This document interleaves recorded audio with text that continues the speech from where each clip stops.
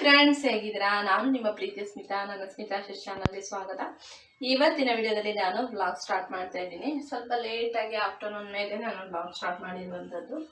ಇವಾಗ ನಾನು ತುಂಬ ಲೇಟ್ ಆಯ್ತು ಇವತ್ತು. ಸ್ವಲ್ಪ ಲೇಟಾಗಿ ತಿಂದಿದ್ದರಿಂದ ಲೇಟಾಗಿ ನಾನು ಇವತ್ತು ಅಡುಗೆ ಸ್ಟಾರ್ಟ್ ಮಾಡ್ತಾ ಇದ್ದೀನಿ. ಹಾಗೆ ಕೆಲವೊಂದು ಮಾತುಗಳನ್ನು ನಿಮ್ಮೊಟ್ಟಿಗೆ ಹಂಚಿಕೊಂಡು ಅಡುಗೆಯನ್ನು ಸ್ಟಾರ್ಟ್ ಮಾಡೋಣ ಅಂತ ವಿಡಿಯೋ ಮಾಡಿದ್ದೀನಿ. ಸ್ವಲ್ಪ ಸೂರ್ಯನ ಬೆಳಕು ಜಾಸ್ತಿಯಾಗಿ ಈ ಕಡೆ ಹೊಡಿತಾ ಇರೋದ್ರಿಂದ ಸ್ವಲ್ಪ ಹಿಂದ್ಗಡೆ ಬ್ರೈಟ್ನೆಸ್ ಜಾಸ್ತಿಯಾಗಿ ಬರ್ತೇವೆ, ಕ್ಷಮೆ ಇರಲಿ. ಏನು ಮಾಡೋದು ನೋಡೋಣ. ಆಮೇಲೆ ಡೋರ್ ಹಾಕ್ತೀನಿ.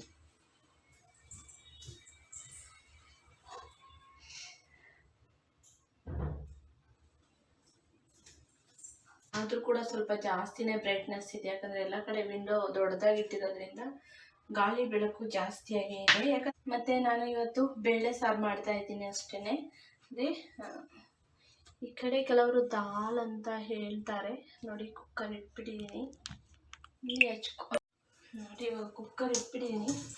ಸ್ವಲ್ಪ ಆಚೆ ಈಚೆಯಾಗಿ ಕ್ಲೀನ್ ಮಾಡ್ಕೊಂಡಿದ್ದೀನಿ ಅಷ್ಟೇ. ಜಾಸ್ತಿ ಇವತ್ತೊಂದು ಕ್ಲೀನಿಂಗ್ಗೆ ಕ್ಲೀನಿಂಗ್ಗೆ ಅಷ್ಟೊಂದು ಆದ್ಯತೆ ಕೊಟ್ಟಿಲ್ಲ ಇವತ್ತು. ನಾನು ಫೇಸ್ ಅರ್ಧ ಕಾಣ್ತಾ ಇರ್ಬೋದಲ್ಲ ನಮ್ಮದು. ಈ ಥರ ನಾನು ಫಸ್ಟು ಕಿಚನಲ್ಲಿ ವ್ಲಾಗ್ ಮಾಡ್ತಾ ಇರೋದು. ನಿಮ್ಗೆ ಗೊತ್ತಿರುತ್ತೆ, ನಾನು ಈ ಥರ ಮಾಡಿಲ್ಲ. ತುಂಬ ಅಡುಗೆ ಮಾಡಿ ಆಮೇಲೆ ವಿಡಿಯೋ ಅಪ್ಲೋಡ್ ಮಾಡಿಬಿಡ್ತಾ ಇದ್ದೆ. ಡೈರೆಕ್ಟಾಗಿ ಫೇಸ್ ಏನೂ ತೋರಿಸ್ತಾ ಇಲ್ಲ.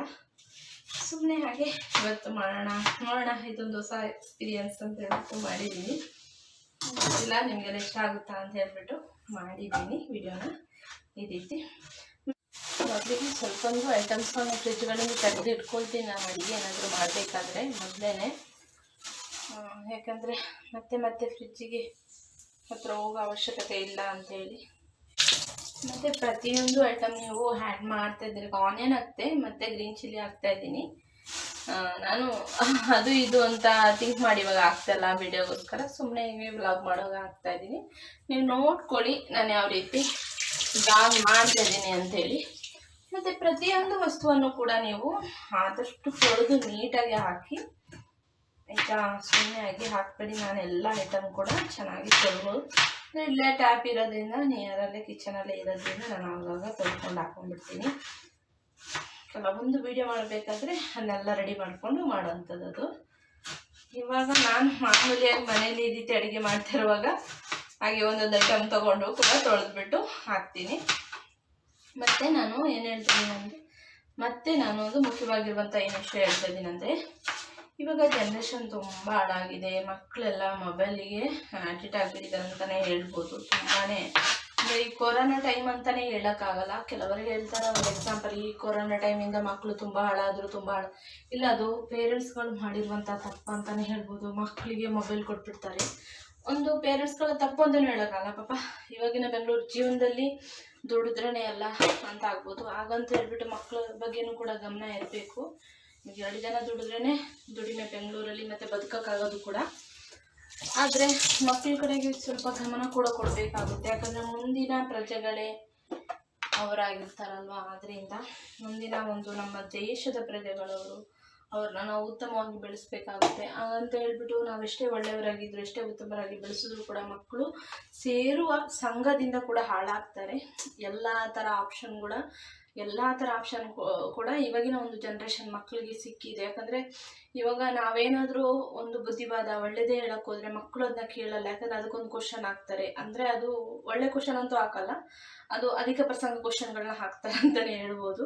ಯಾಕಂದರೆ ತಿಳುವಳಿಕೆ ಅಂತೂ ಇರಲ್ಲ. ಅವ್ರನ್ನ ತಿಳ್ಕೊಳ್ತಾರೆ ಏನಂದ್ರೆ, ನಿಮ್ಗಿಂತ ನಾವು ಬುದ್ಧಿವಂತರು, ನಿಮ್ಗಿಂತ ಎಲ್ಲವನ್ನು ನಾವು ತಿಳ್ಕೊಂಡಿದ್ದೀವಿ. ಬಟ್ ನಾವು ಅನುಭವದಿಂದ ತಿಳ್ಕೊಂಡಿರ್ತೀವಿ. ಹಾಗೆ ಇವರೆಲ್ಲ ತಿಳ್ಕೊಂಡಿರುವಂಥದ್ದು ಅನುಭವ ಅಲ್ಲ.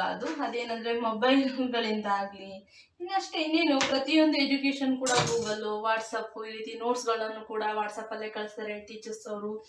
ಪ್ರತಿಯೊಂದು ಕೂಡ ಎಜುಕೇಷನ್ ಕೂಡ ಅಷ್ಟೇ ಇದೆ. ಏನಕ್ಕಂದರೆ ಇವಾಗ ಟೀಚಿಂಗ್ ಮಾಡೋರು ಕೂಡ ಮಕ್ಕಳ ಒಂದು ಭವಿಷ್ಯಕ್ಕೋಸ್ಕರ ಎಲ್ಲರೂ ಅಂತಲೂ ಹೇಳೋಕ್ಕಾಗಲ್ಲ. ಇವಾಗ ಆಲ್ಮೋಸ್ಟ್ 50% ಅದೇ ರೀತಿಯ ಟೀಚರ್ಸ್ ಇರೋದು. ದುಡ್ಡಿಗಾಗಿ ಬರ್ತಾರೆ, ಮಾಡ್ತಾರೆ, ಏನೋ ಕಾಟಾಚಾರಕ್ಕೆ ಮಾಡೋಕ್ಕೆ. ಆದರೆ ನಮ್ಮ ಎಜುಕೇಷನ್ ಆ ಥರ ಇರಲಿಲ್ಲ.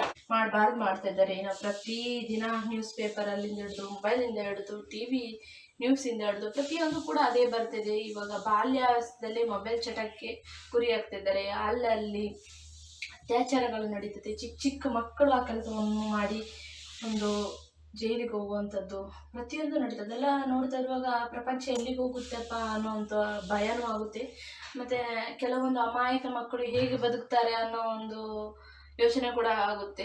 ಮತ್ತು ಕೆಲವರು ತುಂಬ ಸಿಸ್ಟಮಲ್ಲಿ ಒಳ್ಳೆ ವ್ಯವಸ್ಥಿತವಾಗಿ ಒಳ್ಳೆ ಕಲ್ಚರ್ ಕೊಟ್ಟು ಮಕ್ಕಳಿಗೆ ಬೆಳೆಸಿರ್ತಾರೆ, ಆದರೆ ಅವರು ಸೇರುವಂಥ ಸಂಘದಿಂದ ಕೂಡ ಹಾಳಾಗ್ತಾರೆ.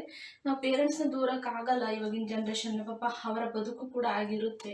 ಹಾಗೆ ದುಡಿಮೆನೇ ಜೀವನ ಆಗಬಾರ್ದು, ಮಕ್ಕಳ ಬಗ್ಗೆ ಕೂಡ ಒಂದು ಗಮನ ಇರಬೇಕು ಅಂತ ನನ್ನ ಒಂದು ಥಿಂಕು. ನಾನು ಟೊಮೆಟೊ ಕೂಡ ಹಾಕಿದ್ದೀನಿ. ಇವಾಗ ನಿಮಗೆ ದಾಲ್ ನೋಡ್ಕೊಳ್ಬೇಕಾದ್ರೆ ನೋಡ್ಕೊಳ್ಳಿ, ಇಲ್ಲಾಂದರೆ ಅದು ನಾನು ಕರೆಕ್ಟಾಗಿ ಮಾತಾಡ್ತಾ ಈಗ ನಾರ್ಮಲಾಗಿ ಹಾಕ್ತಾ ಮಾಡ್ತಾ ಇದ್ದೇನೆ ಅಷ್ಟೇ. ನೀವು ಕರೆಕ್ಟಾಗಿ ಥಿಂಕ್ ಮಾಡಿ ನೋಡ್ಕೊಳ್ಳೋದ್ರೆ ನೋಡ್ಕೊಳ್ಳಿ ಅಷ್ಟೇ, ಇಲ್ಲಾಂದರೆ ಅವಶ್ಯಕತೆ ಇಲ್ಲ. ನಾನು ಅದಕ್ಕೆ ಅಂತೇಳಿ ಬೇಕಾದ್ರೆ ಬೇರೆ ವಿಡಿಯೋನ ನಿಮಗೆ ಕೇಳಿ ನಾನು ಖಂಡಿತವಾಗಿ ಮಾಡಿ ದಾಲ್ನು ಕೂಡ ಯಾವ ರೀತಿ ಮಾಡೋದು ಅಂತ ಒಂದು ವಿಡಿಯೋದಲ್ಲಿ ಸಪ್ರೇಟಾಗಿ ಅಪ್ಲೋಡ್ ಮಾಡ್ತೀನಿ.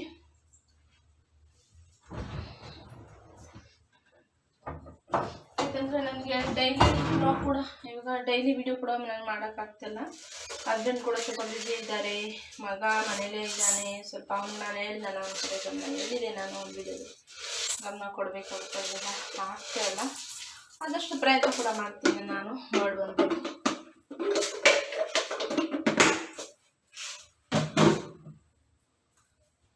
ಈ ರೀತಿ ಬ್ಲಾಗ್ ಸ್ಟಾರ್ಟ್ ಮಾಡ್ತೀನಿ ನೋಡಿ. ದಾಲು, ತೊಗರಿ ದಾಲು,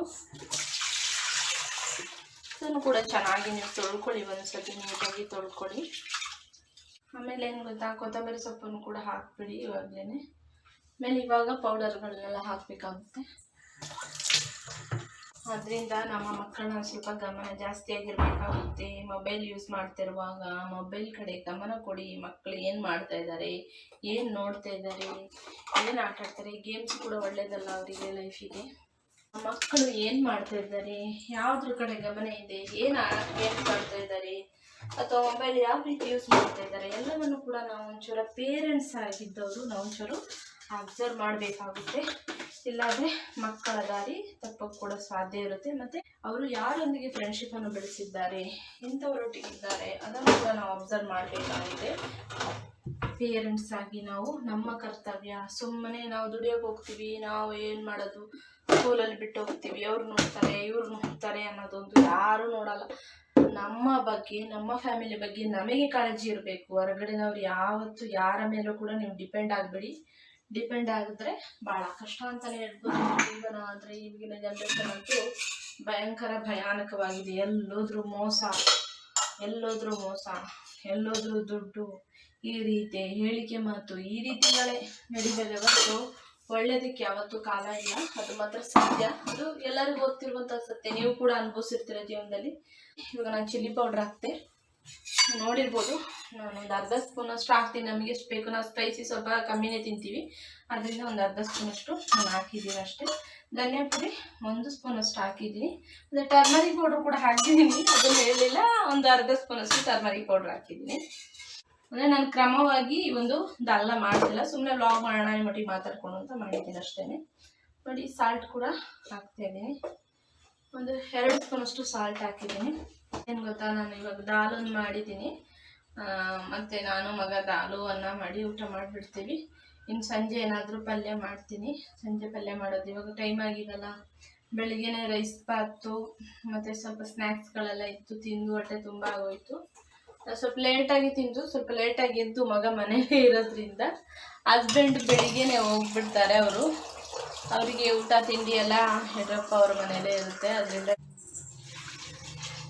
ಊಟ ತಿಂಡಿ ಏನು ಪ್ರಾಬ್ಲಮ್ ಇಲ್ಲ ಹಸ್ಬೆಂಡ್. ಇವಾಗ 2 ಚಮಚ ಹಾಕ್ತಾಯಿದ್ದೀನಿ. ಇವಾಗ ಸದ್ಯಕ್ಕೆ ನಾನು ಹಸ್ಬೆಂಡಿಗೆ ಊಟ ತಿಂಡಿ ಏನು ಕಟ್ತಲ್ಲ, ನೆಕ್ಸ್ಟ್ ಮಂತಿಂದ ಮಾಡಬೇಕು. ಸ್ವಲ್ಪ ನನಗೂ ರೆಸ್ಟ್ ಬೇಕಲ್ಲ, ಇಯರ್ಲಿ ಮಾಡ್ತಾನೇ ಇರ್ತೀನಿ. ಅದರಿಂದ ಬೆಳಿಗ್ಗೆ ಸ್ವಲ್ಪ ಲೇಟಾಗಿ ಎದ್ದೇಳ್ತಿದ್ದೀನಿ, ಮಗನಿಗೆ ಕಾಲೇಜೆಲ್ಲ ಇಲ್ಲ ಅಂಥೇಳಿ.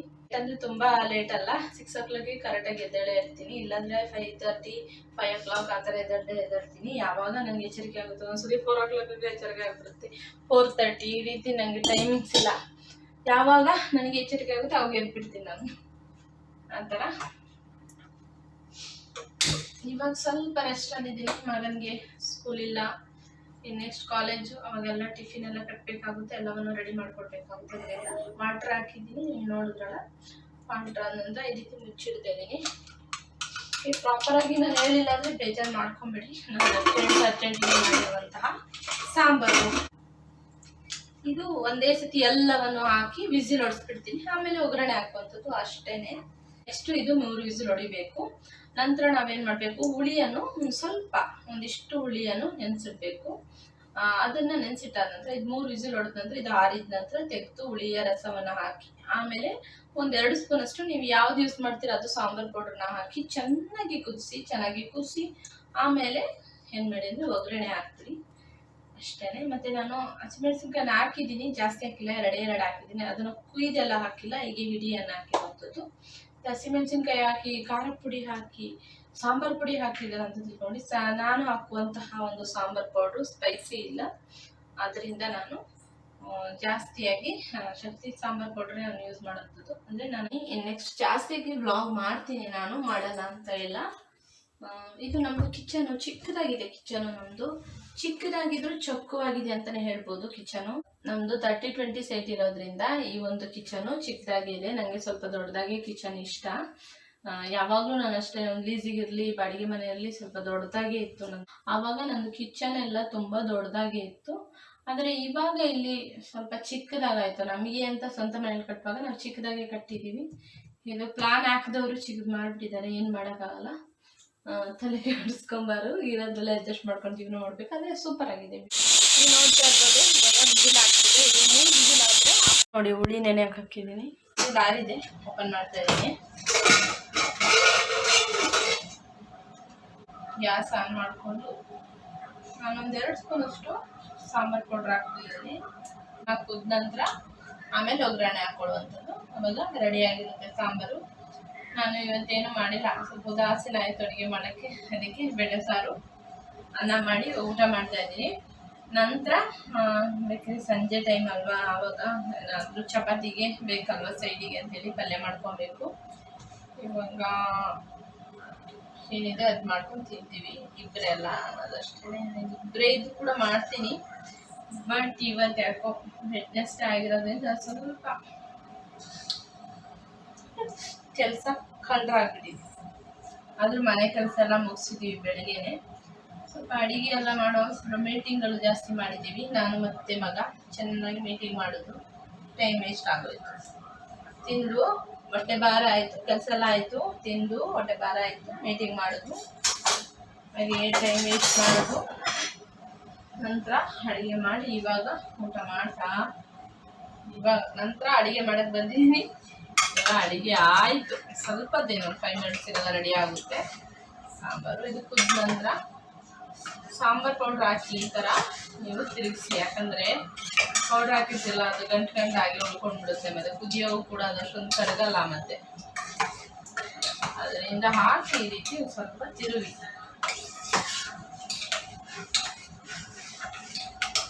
ಅಂದರೆ ತುಂಬ ಟೇಸ್ಟಿಯಾಗಿರುತ್ತೆ ಇದು. ದಾಲಿದಲ್ಲ ಈ ಬೇಳೆ ಸಾರಂತೂ ಸೂಪರಾಗಿರುತ್ತೆ, ತುಂಬ ಚೆನ್ನಾಗಿರುತ್ತೆ, ಗಮ್ ಅಂತ ಇರುತ್ತೆ, ಟೇಸ್ಟಿಯಾಗಿ ಬರುತ್ತೆ. ಏನಂತೀರಿ ಇದು ಕಲ್ಲಿಟ್ಟು ಗೊತ್ತಾ? ಈ ಕಡೆ ಅನ್ನ ಇಟ್ಟಿದ್ದೀನಿ, ನಾನು ದಮ್ ಮಾಡೇ ಮಾಡ್ತೀನಿ ಯಾವಾಗಲೂ. ಅನ್ನನ ರೇಷನ್ ಹಾಕಿ ಮಾಡೋದ್ರಿಂದ ಅದನ್ನು ಕುಕ್ಕರಲ್ಲಿ ಇಟ್ಟು ಮಾಡಿದ್ರೆ ಅದು ಗಂಜಿ ಥರ ಆಗಿಬಿಡುತ್ತೆ, ಚೆನ್ನಾಗಿರಲ್ಲ. ಅದೊಂಥರ ಮೆತ್ತಗಾಗ್ಬಿಡುತ್ತೆ ತಿನ್ನೋಕ್ಕೆ. ಗಂಜಿಗಿಂತ ಅಂತ ಹೇಳೋದಂದರೆ ಮೆತ್ತಗಾಗ್ಬಿಡುತ್ತೆ, ಚೆನ್ನಾಗಿರಲ್ಲ. ಅದರಿಂದ ಈ ಥರ ಬೇಯಿಸಿ ತಿನ್ನೋದ್ರಿಂದ ನಮಗೆ ಸ್ವಲ್ಪ ಉದುರಾಗಿ ಚೆನ್ನಾಗಿ ಬರುತ್ತೆ. ಇರೋದೇ ಮಾಡೋದ್ರಿಂದ, ತಪ್ಪಲೆಯಲ್ಲಿ ಮಾಡೋದ್ರಿಂದ. ಅದಕ್ಕೆ ಈ ಥರ ದಮ್ಮಲ್ಲಿ ಇಟ್ಬಿಡ್ತೀನಿ. ನೀರೆಲ್ಲ ಹಿಂಕೊಳ್ಳೋದ್ರಿಂದ ರೆಡಿಯಾಗಿರುತ್ತೆ. ರೇಷನ್ ಅಕ್ಕಿ ತಿನ್ನೋದು ಇವಾಗಿನ ತುಂಬ ದಿನದಿಂದ 5 ಇಯರ್ಸಿಂದ ನಾನು ರೇಷನ್ ಅಕ್ಕಿನೇ ತಿಂತಾ ಇದ್ದೀವಿ. ಮೊದಲು ರೇಷನ್ ಕಾರ್ಡ್ ಇಲ್ಲ, ರೇಷನ್ ಕಾರ್ಡ್ ಆದಮೇಲೆ ರೇಷನ್ ಅಕ್ಕಿನೇ ಊಟ ಮಾಡೋದು ನಾವು. ಅದು ತುಂಬ ಹೆಲ್ತಿ ಕೂಡ, ತುಂಬ ಚೆನ್ನಾಗಿ ಕೂಡ ಇರುತ್ತೆ, ಟೇಸ್ಟಿಯಾಗಿ ಕೂಡ ಇರುತ್ತೆ ರೇಷನ್ ಅಕ್ಕಿ. ಕೆಲವರಿಗೆ ಮಾಡೋಕ್ಕೆ ಬರಲ್ಲ, ನಾವು ಕೂಡ ಫಸ್ಟ್ ಮಾಡೋಕ್ಕೆ ಬರಲಿಲ್ಲ, ಯಾರೋ ಒಬ್ಬರು ಆಂಟಿ ಹೇಳ್ಕೊಟ್ರು. ಯಾಕಂದರೆ ಅದರಲ್ಲೂ ಚೂಡಷ್ಟು ಅದೆಲ್ಲ ಇರುತ್ತಲ್ಲ, ಅದು ತೆಗೆದ ನಂತರ ಮಾಡಬೇಕಾಗುತ್ತೆ. ಗೊತ್ತಲ್ಲ ಗೌರ್ಮೆಂಟ್ ಕೊಡೋ ಅಂತ ಅಕ್ಕಿ ಯಾವ ರೀತಿ ಇರುತ್ತೆ ಅಂತ ಹೇಳ್ಬೇಕಂತ ಅವಶ್ಯಕತೆ ಇರಲ್ಲ. ಅದನ್ನೆಲ್ಲ ನಾವು ಕ್ಲೀನ್ ಮಾಡ್ಕೊಬೇಕಾಗುತ್ತೆ. ಇವಾಗ ಅನ್ನ ನೋಡಿ ರೆಡಿಯಾಗಿದೆ, ಇದನ್ನು ತೊಗೊಂಡೋಗಿರ್ತೀನಿ ಊಟ ಮಾಡೋಕ್ಕೆ. ಹೇಗೆ ಗೊತ್ತಾ, ನಾವು ಮೊದಲು ಎಲ್ಲ ಅಡುಗೆ ಎಲ್ಲ ಮಾಡಿರೋದನ್ನ ಎಲ್ಲ ಇಟ್ಬಿಟ್ಟು, ಅಂದರೆ ನಾವಿರೋದು 3 ಜನ, ಅಂದರೆ ಯಾರು ಬಂದರೂ ಕೂಡ ಹಾಗೇನೆ ಎಲ್ಲ ಅಡುಗೆ ಮಾಡಿರೋದನ್ನ ತೊಗೊಂಡೋಗಿ ಇಟ್ಬಿಟ್ಟು ಆಮೇಲೆ ಒಟ್ಟಿಗೆ ಕುತ್ಕೊಂಡು ಊಟ ಮಾಡೋಂಥ ಅಭ್ಯಾಸ. ಅದರಿಂದ ಮಾಡಿರೋ ಐಟಮ್ನೆಲ್ಲ ತೊಗೊಂಡೋಗಿ ಅಲ್ಲಿ ಆಮೇಲೆ ನಾವು ಹಾಕ್ಕೊಂಡು ಊಟ ಮಾಡ್ತೀವಿ. ಅದು ಖುಷಿ ಅನಿಸುತ್ತೆ. ಇಲ್ಲಾಂದರೆ ಒಬ್ಬರು ಬಡಿಸ್ಕೊಂಡು ಒಬ್ಬರು ನಿಂತ್ಕೊಂಡು ಅವ್ರು ಆಗೋರು ಕಾತ್ಕೊಳ್ಳೋ ಅಷ್ಟೊತ್ತಿಗೆ ನಮ್ಮದು ಹೊಟ್ಟೆ ಚುರುಕ್ಕಂತ ಹಾಕಿ ಆಮೇಲೆ ಗ್ಯಾಸ್ಟ್ರಿಕ್ ಬಂದ್ಬಿಡುತ್ತೆ. ಅದರಿಂದ ಓಕೆ, ಇವಾಗ ನೋಡಿ ದಾಲ್ ರೆಡಿಯಾಗಿದೆ. ಸೂಪರಾಗಿ ಟೇಸ್ಟಿಯಾಗಿ ಘಮ ಅಂತ ಇದೆ. ಒಗ್ಗರಣೆ ರೆಡಿ ಮಾಡ್ಕೊಳ್ತೀನಿ. ಕುದ್ದಾಯಿತು, ಒಂದು 5 ಮಿನಿಟ್ಸ್ ಕೂರಿಸ್ಬಿಡಿ ಸಾಕು ಅಷ್ಟೇ. ಟೇಸ್ಟಾಗಿ ನಾನು ಸಾಲ್ಟ್ ಎಲ್ಲ ಕರೆಕ್ಟಾಗಿ ಹಾಕಿರ್ತೀನಿ. ಎಲ್ಲ ನಂದು ಅಳತೆ ಪ್ರಕಾರವಾಗಿ ನೀಟಾಗಿ ಹಾಕ್ತೀನಿ. ಅದೇ ರೀತಿ ಕೆಲವೊಂದು ಅಂದಾಜಿಗೆ ಹಾಕ್ಬಿಡ್ತೀನಿ. ಆದರೆ ನನಗೆ ಗೊತ್ತಿರುತ್ತೆ, ಡೈಲಿ ಮಾಡೋದ್ರಿಂದ ಅಭ್ಯಾಸ ಇರುತ್ತೆ. ರೂಢಿ ಇಲ್ಲದವರು ಗೊತ್ತಿಲ್ಲದವರು ಮೆಸರ್ಮೆಂಟ್ ತೊಗೊಂಡು ನಿಮಗೆ ಎಷ್ಟು ಬೇಕು ಅಷ್ಟು ಹಾಕ್ಕೊಳ್ಳಿ. ಇವಾಗ ಒಗ್ಗರಣೆಗೆ ಈ ಕಡೆ ನಾನು ರೆಡಿ ಮಾಡ್ಕೊಳ್ತೀನಿ. ಅದೇನು ತೋರಿಸೋ ಅವಶ್ಯಕತೆ ಇಲ್ಲ ಅನಿಸುತ್ತೆ, ಆದರೆ ಹೇಳ್ತೀನಿ ಏನೇನು ಹಾಕ್ತೀನಿ ಅಂತ ಹೇಳ್ತೀನಿ ಅಷ್ಟೇ. ಒಂದು 2 ಸ್ಪೂನಷ್ಟು ಆಯಿಲ್ ಹಾಕ್ಕೊಳ್ಳಿ. ಮತ್ತು ಸಾಸಿವೆ, ಆಮೇಲೆ ಒಗ್ಗರಣೆ ಎಲ್ಲ ಮನೇಲಿ ಯಾವ ರೀತಿ ಹಾಕ್ತಾರೆ ಅದೇ ಥರ. ಮತ್ತು ನನಗೆ ಹಿಂಗೆ ಇರಲೇಬೇಕು, ಅದರಿಂದ ನಾನು ಡೈಲಿ ಎಲ್ಲ ಫುಡ್ಡಿಗೂ ಹಿಂಗೆ ಹಾಕ್ತೀನಿ. ಜೀರ್ಣ ಶಕ್ತಿ ಚೆನ್ನಾಗಾಗುತ್ತೆ ಅನ್ನೋ ಉದ್ದೇಶದಿಂದ ಹಿಂಗೆ ಇರಲೇಬೇಕು, ಹಾಕ್ತೀನಿ. ನೀವು ಆ ಥರ ಹಾಕಿ ಅದು ಇರಲಿ. ಮತ್ತು ಒಣಗಿದ ಮೆಣಸಿನ್ಕಾಯಿ ಇದೆಲ್ಲ ಆಪ್ಷನಲ್, ನಿಮ್ಮ ಇಷ್ಟ. ಕರಿಬೇವು, ಸಾಸಿವೆ ಹಾಕಬೇಕಿದ್ರೆ ಒಗ್ಗರಣೆ ಮಾಡ್ಕೊಬೋದು. ಈ ರೀತಿ ರೆಡ್ ಚಿಲ್ಲಿ ಮತ್ತು ಹಿಂಗು ಅದನ್ನ ಹಾಕೋದಾದ್ರೆ ಹಾಕಿ, ನಿಮ್ಮ ಎಷ್ಟಿಂದಾದರೂ ಓಕೆ, ಹಾಕಿಲ್ಲದ್ರೂ ನಡೆಯುತ್ತೆ. ಹಾಕ್ಬಿಟ್ಟೆ ಅದು ಸೌಂಡ್ ಬರ್ತಾ ಇರ್ಬೋದು, ಅದು ಚಿಮಿನಿ ಇದ್ದು ಸೌಂಡ್ ಬರ್ತಾ ಇದೆ. ವಾಯ್ಸ್ ಅಂತೂ ಕೇಳ್ತಾ ಇರ್ಬೋದು. ನನ್ನ ವಾಯ್ಸ್ ಸ್ವಲ್ಪ ಜೋರಾಗಿ ಇರುತ್ತೆ. ಇವಾಗ ರೆಡಿಯಾಗಿದೆ. ಘಮ ಅಂತ ಬೇಳೆ ಸಾರು ಸೂಪರ್ ಆಗಿ ಟೇಸ್ಟ್ ಆಗಿ ಬಂದಿದೆ. ತೋರಿಸ್ತೇನೆ ನಿಮಗೆ. ಇವತ್ತಂತೂ ನಾನು ತುಂಬ ಎಂಜಾಯ್ ಮಾಡಿಕೊಂಡು ಅಡುಗೆ ಮಾಡಿದ್ದೀನಿ. ಲೇಟ್ ಆದರೂ ಓಕೆ, ಖುಷಿಯಾಗಿ ಮಾಡಿದ್ದೀನಿ. ಮಟ್ಟಿಗೆ ಅಡುಗೆ ಕೂಡ ಆಯಿತು. ಇವಾಗ ಊಟ ಮಾಡಬೇಕು. ನೀವು ನೋಡ್ತಾ ಇದ್ದೀರಾ ಬೇಳೆ ಸಾಂಬಾರು ಎಷ್ಟು ಸೂಪರ್ ಆಗಿ ರೆಡಿಯಾಗಿದೆ ಅಂತ ನೀವು ನೋಡ್ತಾ ಇರ್ಬೋದು. ನೋಡೋಕ್ಕೆ ಎಷ್ಟು ಚೆನ್ನಾಗಿರ್ಬೇಕಾದ್ರೆ ದಿನಕ್ಕೆ ಯಾವ ರೀತಿ ಇರ್ಬೋದು ಹೇಳಿ. ಸೂಪರಾಗಿ ಟೇಸ್ಟಾಗಿ ಘಮ ಅಂತ ಇದೆ. ಹೊಟ್ಟೆ ಕೂಡ ಚುರುಚುರು ಅಂತ ಇದೆ. ಇವಾಗ ಬಿಸಿನೀರು ಇಡ್ತಾ ಇದ್ದೀನಿ ಕುಡಿಯೋಕ್ಕೆ, ಊಟಕ್ಕೆ ಸ್ವಲ್ಪ. ಇವಾಗ ಬಿಸಿನೀರೇ ಕುಡಿತಾ ಇದ್ದೀವಿ. ಈ ವೆದರ್ಗೆ ಕೂಡ ಒಳ್ಳೆಯದು. ಮತ್ತು ಇನ್ನೊಂದು ಹೇಳ್ಬೇಕಂದ್ರೆ ಇವಾಗ ಕೊರೋನಾ ಕೂಡ ಎಲ್ಲ ಸ್ಟಾರ್ಟ್ ಆಗಿದ್ದಲ್ಲ, ಆದಷ್ಟು ಉಗುರು ಬೆಚ್ಚಗಿರೋಂತಹ ಹಾಟ್ ವಾಟರನ್ನೇ ಕುಡೀರಿ ನೀವು. ನಂತರ ಕಷಾಯ ಮಾಡ್ಕೊಂಡು ಕುಡೀರಿ. ವೀಕ್ಲಿ 2 ಟೈಮ್ಸು ಕಷಾಯ ಮಾಡ್ಕೊಂಡು ಕುಡೀರಿ. ಕಷಾಯ ಯಾರಿಗೆ ಮಾಡೋಕ್ಕೆ ಗೊತ್ತಿಲ್ಲ, ನನ್ನೊಂದು ಯೂಟ್ಯೂಬ್ ಚಾನಲಲ್ಲಿ ಕರೋನಾಕ್ಕೋಸ್ಕರನೇ ಮತ್ತು ಕೆಮ್ಮು, ನೆಗಡಿ, ಜ್ವರ ಈ ರೀತಿ ಎಲ್ಲ ಬಂದವರಿಗೆ ನಾನು ಕಷಾಯ ಕೂಡ ನನ್ನ ಒಂದು ಯೂಟ್ಯೂಬ್ ಚಾನಲಲ್ಲಿದೆ. ನೀವು ನನ್ನ ಒಂದು ಡಿಸ್ಕ್ರಿಪ್ಷನ್ ಬಾಕ್ಸಲ್ಲಿ ನೋಡಿದರೆ ಆ ಒಂದು ಲಿಂಕನ್ನು ಕೂಡ ನಾನು ಹಾಕಿರ್ತೀನಿ. ಖಂಡಿತವಾಗಿ ಆ ಒಂದು ವಿಡಿಯೋ ನೋಡಿಬಿಟ್ಟು ಕಷಾಯ ಕೂಡ ಮಾಡಿ ವೀಕ್ಲಿಗೆ 2 ಟೈಮ್ಸ್ ಕುಡೀರಿ. ತುಂಬ ಒಳ್ಳೆಯದು ಆರೋಗ್ಯವು ಕೂಡ. ಮತ್ತು ಈಗ ಕೊರೋನಾ ಎಲ್ಲ ಸ್ಟಾರ್ಟ್ ಆಗಿರೋದ್ರಿಂದ ಸ್ವಲ್ಪ ಸೇಫ್ಟಿಯಾಗಿರೋದು ಒಳ್ಳೆಯದು. ಬೆಚ್ಚಗಿನ ನೀರನ್ನೇ ಕುಡೀರಿ. ಮಕ್ಕಳಿಗೂ ಕೂಡ ಅದನ್ನೇ ಕುಡಿ, ನೀವು ಕೂಡ ಅದನ್ನೇ ಕುಡೀರಿ. ಬೆಸ್ಟ್ ಆ್ಯಂಡ್ ಬೆಸ್ಟ್ ಅಂತ ಹೇಳ್ಬೋದು. ನಾನು ಬಿಸಿ ನೀರು ಕಾದಿದೆ, ತಗೊಂಡೋಗಿ ಬ್ಯಾಟಿಂಗ್ ಮಾಡ್ತೀವಿ.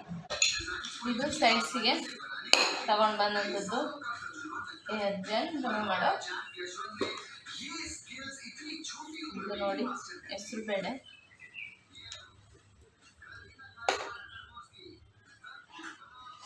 ಇದು ಮಸಾಲೆಗಳನ್ನ ತಿಂದು ಸ್ವಲ್ಪನೇ ಖಾಲಿಯಾಗಿದೆ. ಇದು ಕೂಡ ಇದೆ ಸೈಡ್ಸಿಗೆ. ಇವಾಗ ಊಟ ಮಾಡೋದು ಚೆನ್ನಾಗಿ ಕೂಡ ಮಾಡಿ.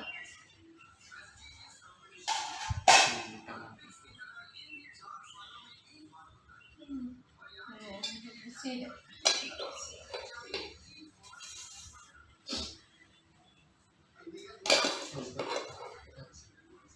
ಸಾಕಾ?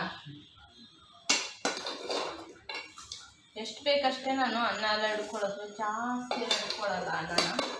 ಯಾಕಂದರೆ ನಾವು ಇವಾಗ ಬೆಳಿಗ್ಗೆ ಏನಾದರೂ ತಿಂಡಿ ಮಾಡ್ಕೊಳ್ತೀವಿ, ಆಮೇಲೆ ಮಧ್ಯಾಹ್ನ ನನಗೆ ಎಷ್ಟು ಬೇಕು, ನಾನು ಒಬ್ಬಳೇ ಇದ್ದರೆ 1 ಗ್ಲಾಸ್ ಇಡ್ತೀನಿ, ಇಲ್ಲಾಂದರೆ 1/2 ಗ್ಲಾಸು. ನನಗೆ ಎಷ್ಟು ಬೇಕಷ್ಟು ನೋಡ್ಕೊಂಡು ಇಡ್ತೀನಿ. ಇಬ್ಬರು ಇದ್ದರೆ 1.5 ಗ್ಲಾಸ್ ಇಟ್ಕೊತೀನಿ ಅಷ್ಟೇ. ಮತ್ತು ಇಷ್ಟಿಷ್ಟೇ ತಿನ್ನೋದು, ಜಾಸ್ತಿ ಏನು ತಿನ್ನಲ್ಲ. ಇಬ್ಬರೇ ಇರೋದಲ್ವಾ. ಮತ್ತು ತಿರ್ಗಾ ಸಂಜೆ ಬಿಸಿ ಅನ್ನ ಇಟ್ಕೊಳ್ತೀನಿ. ಅನ್ನ ಮಾತ್ರ ನಾನು ಒಂದೇ ತುಂಬ ಜನ ಅನ್ನನ ಒಂದೇ ಸತಿ ಮಾಡಿರ್ತಾರೆ, ಆ ರೀತಿ ಎಲ್ಲ ಮಾಡೋಕ್ಕೋಗಲ್ಲ. ಅನ್ನ ಮಾತ್ರ ನಾನು ಅವಾಗವಾಗ ಬೇಕಾದಾಗ ಮಾಡ್ಕೊಳ್ತೀನಿ. ಸಾಂಬಾರಂತೂ ಒನ್ ಟೈಮ್ ಮಾಡಿಬಿಡ್ತೀನಿ, ಆಮೇಲೆ ಪದೇ ಪದೇ ಮಾಡೋಕ್ಕೆ ಹೋಗಲ್ಲ ಸಾಂಬಾರು. ಅದು ಮತ್ತೆ ಮಾಡ್ತಾ ಇದ್ರೆ ಅದೇ ಕೆಲಸಗಳಾಗ್ಬಿಡುತ್ತೆ. ಅದಕ್ಕೋಸ್ಕರ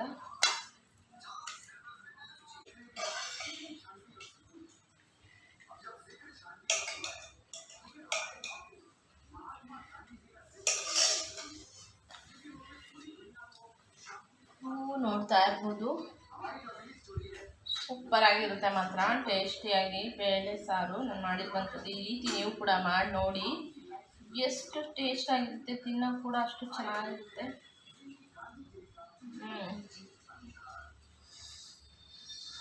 ಸೂಪರ್ ಆಗಿದೆ. ಸೈಡ್ಗೆ ಹೆಸರುಬೇಳೆ ಮಸ್ತಾಗಿದೆ. ಕಡಲೆಕಾಳು ಡ್ರೆಸ್ ಎಲ್ಲ ಮಾಡ್ಕೊಂಡಿಲ್ಲ, ನಾನು ನೈಟಿಲೇ ವ್ಲಾಗ್ ಮಾಡಿಬಿಟ್ಟಿದ್ದೀನಿ.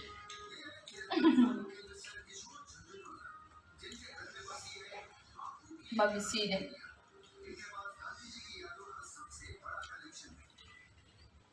ಕೆಳಗೆ ಕುತ್ಕೊಂಡಿದ್ದೀವಿ ನಾವು, ಮೇಲ್ಗಡೆ ಹೋಗಿಲ್ಲ, ಡೈನಿಂಗ್ ಟೇಬಲಲ್ಲಿ ಕುತ್ಕೊಂಡಿಲ್ಲ. ಹೊಟ್ಟೆ ಬೇರೆ ಹಸಿತಿದೆ, ಎಲ್ಲಿ ಕೂತ್ಕೊಂಡ್ರೆ ಹೊಟ್ಟೆ ಬೇರೆ ತುಂಬ ಹಸಿತಿದೆ, ಎಲ್ಲದೂ ಕೂತ್ಕೊಂಡು ತಿನ್ನೋ ಥರ ಆಗಿಬಿಟ್ಟಿದೆ. ಅದಕ್ಕೆ ಕೆಳಗೆ ಕೂತ್ಕೊಂಡು ತಿಂತಾಯಿದ್ದೀವಿ.